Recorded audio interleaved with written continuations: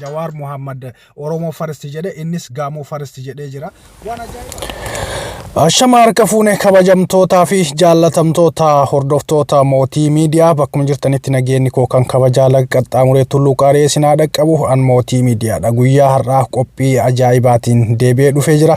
Turtii waggaa tokkootiin booda viidiyoo kana isiniif hojjedhee jira. Wanta ajaa'ibaa wanta irraa waa barattan akkasumas xiinxaloota garaagaraa kan keessatti argitaniin ta'a. Waa'ee Gishxaaginaa taarikuu Gishxaaginaa fi Hacaaluu Hundeessaa maaltu wal fakkeessa? Walleen haaraan Gishxaaginaan hojjetee gadi lakkise maal irra jira? Maaltu irratti dubbatamaa jira? Kanaafi wantoota garaagaraa wajjin ilaalla. Warroonni chaanaala kanaaf haaraa taatan subscribe gochuudhaan maatii keenyatti dabalama. Kanneen ammaan dura maatii keenya turtan irra deebiidhaan baga nagaan dhuftan.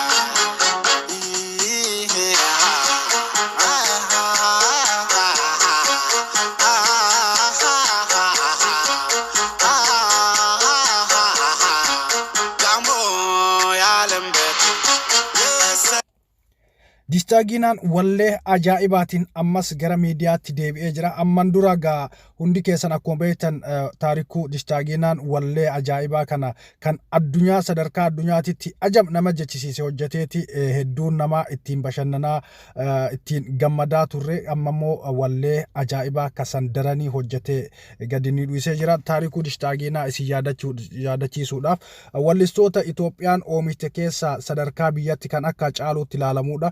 Haasofni isaa jechoonni isaa hedduu ajaa'ibsiisoodha. Kana dura waltajjii guddaa ijoollee gara waraanaatti yaamicha godhan irratti lolli nuuf ga'a jedhee dubbate irratti rakkoon garaagaraa irra gayaa ture. Ni beektan isinuu magaalaa Finfinnee irraa baqatee hanga baadiyyaa bosonatti galuudhaa sadarkaa kan hunda irra ga'ee ture.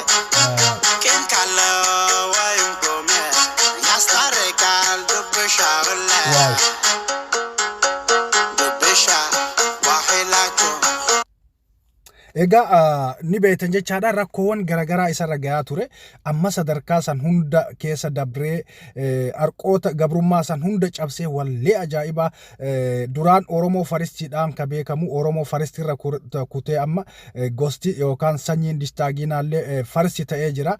Gaammoo irraa eegalee Gaammoo irraa eegaleeti Itoophiyaa itti aansee sana booda Afrikaa itti aansee addunyaa itti aansee jechaadha. Sanyii isaatiif gosa isaa jalqaba kaa'ee jira akkuma Jawar Muhammad Oromo Farsti jedhe innis Gamoo Farsti jedhee jira. Waan ajaa'ibaati yeroo ammaa kana wallistoota ciccimoo biyyattii keessatti akka ijaatti akka qarootti ilaalaman keessaa taarikuu Gishxaaginaa isa tokko ta'ee jira. Walleewwan isaa immoo akka ajaa'ibaatti daawwatamutti jiru. Namni hedduun jaallateeti jira. Haga sadarkaa addunyaatti Afrikaatti laalamaa fi jira. Walleewwan isaa hedduu namatti tolan. Seenaan isaa gaa hedduu guddaadha. Hedduun keessanii beekanii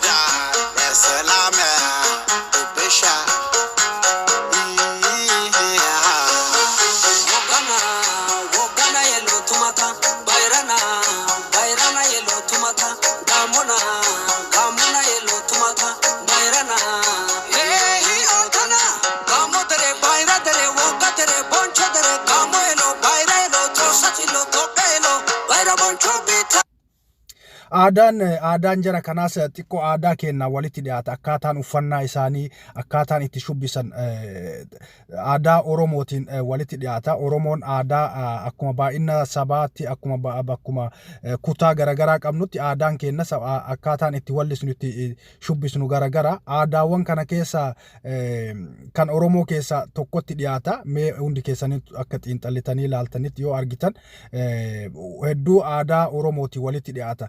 Ana waan biraa keessa kana gammachiise akkaataa inni itti konfidensii isaa waa hunda yeroo fayyadamu.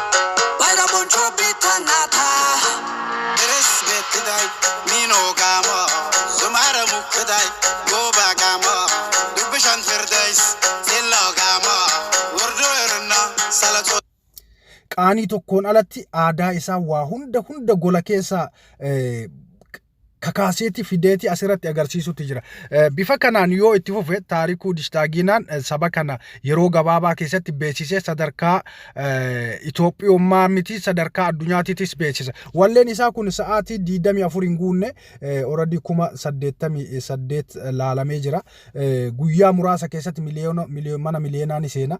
Wallee amma dura hojjete tokkos jira ammoo ka ajaa'ibaa almost walleen sun baatii 5 walleen sun gara kuni 88 laalamee jira. Haaroin ammaa kun jechaadha. Akkaataan uffannaa jara uffata qeerransaa uffataniiti namatti tola. Kun wallee kana ammoo yoo argitan mee isin dhageessisa. Gara miliyoona 2.3 laalamee jira walleen kun jechaadha. Baatii 5 keessatti waan hedduu nama ajaa'ibsiisudha. Walleen keenya kan wallistoonni keenya hojjetan waggaatti miliyoona 2 hin laalamu. Waggaa tokkotti miliyoona 2 hin laalamu. Kan isaa ammoo baatii 5 keessatti miliyoona 2.3 akkuma argitan laalamee jira jechaadha. So kana jechuun jaallatamee jira jechaadha. Mee dhaggeeffadhaa wallee kanas.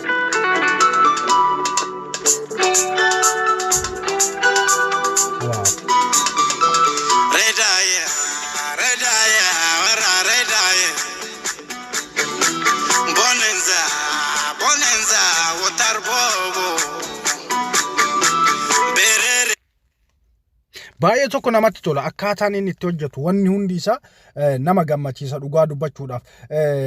Bifa kanaan maali ani yaada kiyyatti akka wallistoota Naayijeeriyaatitti bahee guutuu addunyaa irratti waan mul'atu natti fakkaata. Adeemsi isaa akkaataan inni itti hojjetu riitimiin isaa konfidensiidhaan bakka fedhe bahee akka leencaatti akka qeerransaatitti wanta isatti dhagahame hunda dhageessiifatachaadha.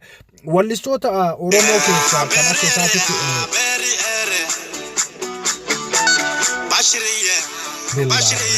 Bashir Arbariste Wade Yela Wade Bonenza Otarbobo Esraro Ya wallistoota Oromoo keessaa kan akka isaatitti onnee guutuudhaan dhahatee bokkisee baroodee wanta isatti dhagahame dubbate Hacaaluudha. Kan yeroo ammaa jechaadha. Kan yeroo ammaa kana warroota duraanii kan akka Umar Suleeman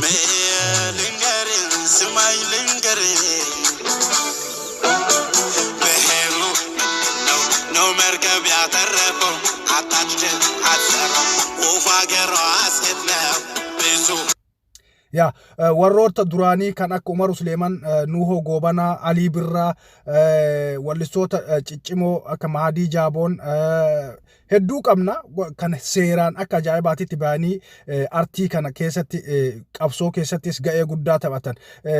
Garuu new generationii artistoota generation amma keessa jirru keessa kan akka Hacaaluu Hundeessaatitti hojjataa jiru Dishtaagiinaadha. Dishtaagiinaa fi Hacaaluun wanta isaan wal fakkeessuu qaban.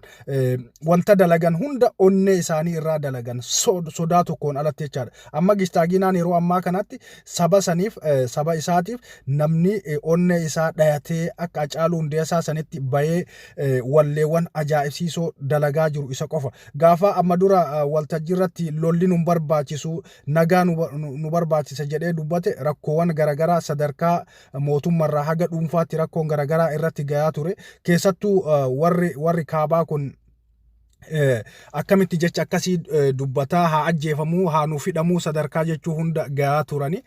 Gaa isaan biratti wallisaan cimaan tokko yoo bahee dhufe wallisaa san kararraa balleessuudha yaadu. Walumaa galatti walleen kun hedduu natti tolee jira. Sheer laayik godhaa waliif daddabarsa galatooma waan hordoftan.